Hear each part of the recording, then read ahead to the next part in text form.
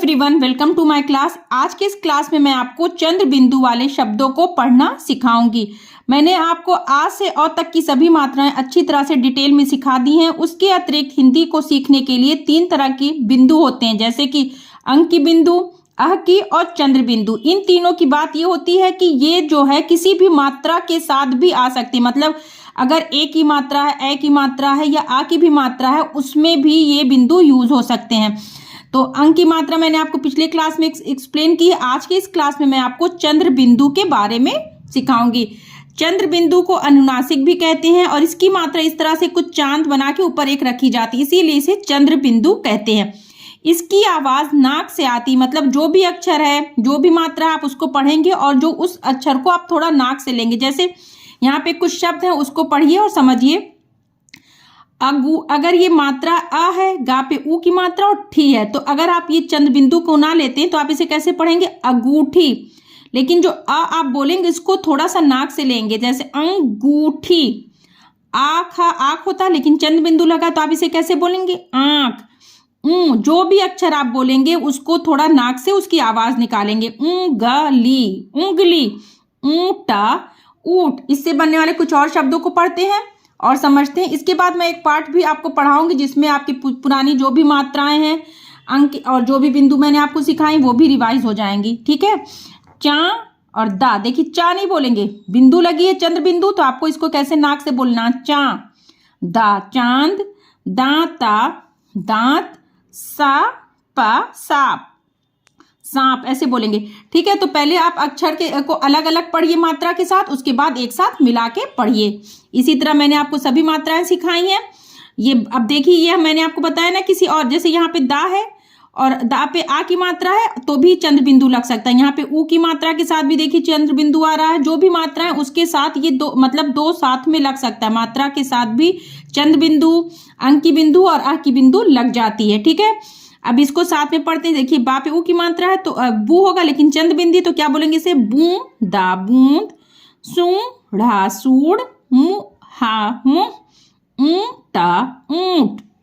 ऊंट नहीं, समझिए उसको अलग से, ऊंट बोल रहे हैं। बूंद, सूढ़, मुंह, ऊंट, मूछा मूछ, पूछा पूछ, धू आ है ये, लेकिन ये चंद्र बिंदी है तो इसको आ नाक से निकालेंगे, आ की आवाज को। धुआं, कु आ कुआं, पा वा पाँव, छा वा छाँव, गा वा गांव, बा सा बांस। ठीक है। बांस अगर होता, लेकिन बिंदी है तो बांस। हल्का सा नाक से आवाज आ रही है, समझ में आ रहा है? आ वा ला, आंवला। सा, देखिए सा नहीं बोलना है, सा व ला, सांवला। अंगूठी, अंगूठी। बांसुरी, बांसुरी। तो ये कुछ शब्द मैंने आपको सिखाया है। अब मैं आपको एक पार्ट पढ़ाऊंगी जिसमें चंद्र बिंदी वाले शब्दों का यूज हुआ है और जो भी पुरानी मात्राएं मैंने आपको सिखाई हैं उसको अभी आपका रिवीजन हो जाएगा। तो आप मेरे साथ पढ़िए और समझिए कि किस तरह से पढ़ना है। ये कहानी है, नाम क्या है? बा है, इस पे चंद्र बिंदी तो इसे क्या बोलेंगे? बांसुरी वाला, बांसुरी वाला।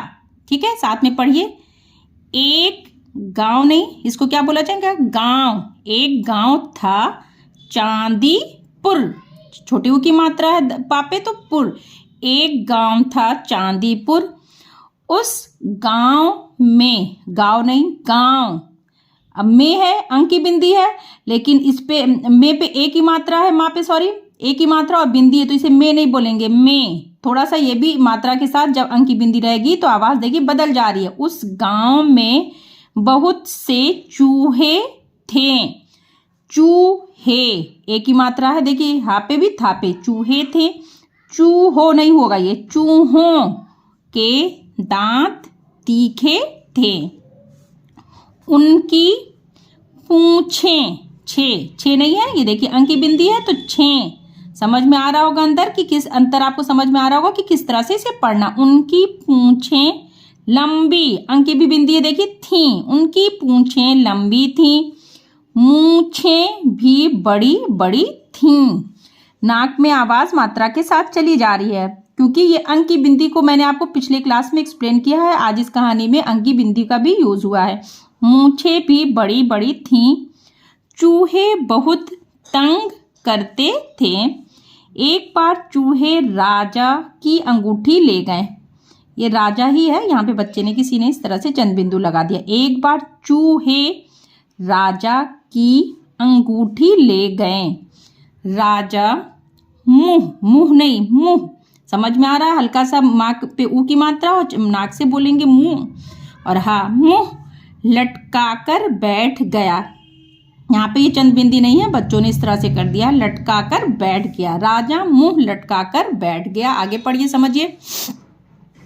एक दिन एक बांसुरी वाला चांदीपुर आया। चांदीपुर, चांदी नहीं, चांदी, चांदीपुर आया।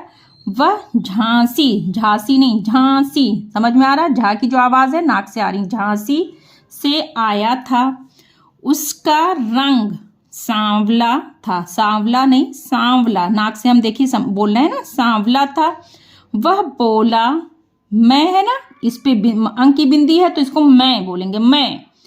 वह बोला, मैं यहाँ से सारे चूहे भगा दूंगा। दूंगा, दूंगा नहीं, दूंगा, नाक से। बांसुरी वाला आंगन में गया। बांसुरी वाला आंगन में गया। बांसुरी वाला आंगन में गया। उसने बांसुरी, बांसुरी नहीं बांसुरी बजाई। सारे चूहे निकल कर, ना पे ई की मात्रा तो इसे क्या बोलेंगे, नी, काला कारा, निकल कर आंगन में नहीं में, समझ में आ रहा, आ गए। चूहों को लेकर वह जंगल पहुंचा। अंक की बिंदी मैंने एक्सप्लेन की ना पिछले क्लास में। आज के इस पाठ में, इस कहानी में अंक की बिंदी वाले बहुत सारे शब्द हैं। चूहों को लेकर वह जंगल पहुंचा। उसने एक गुफा, देखिए गुफा फा है, लेकिन फा पे जब ये बिंदी हो जाती है फा पे तो इसको बोलते हैं फा। फा है, फा पे जब बिंदी हो गई तो इसे बोलेंगे फा। उसने एक गुफा में चूहों, देखिए समझ में आ रहा होगा, में नहीं में, चूहों नहीं, चूहों को बंद, बा पे अंक की बिंदी है तो अदा, तो बंद कर दिया। दा पे छोटी की मात्रा, या पे आ की मात्रा, कर दिया। राजा ने उसे मुंह मांगा।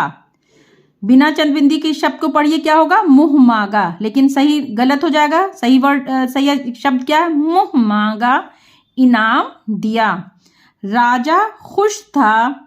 बांसुरी वाला बांसुरी बजाते बजाते जंगल की ओर निकल गया। तो ये आज की क्लास में मैंने आपको चंद बिंदु वाले शब्द पढ़ना सिखाया है। अगली क्लास में मैं आपको अह की मात्रा वाले शब्दों और वाक्यों को पढ़ना सिखाऊंगी। चलिए, ओके, बाय।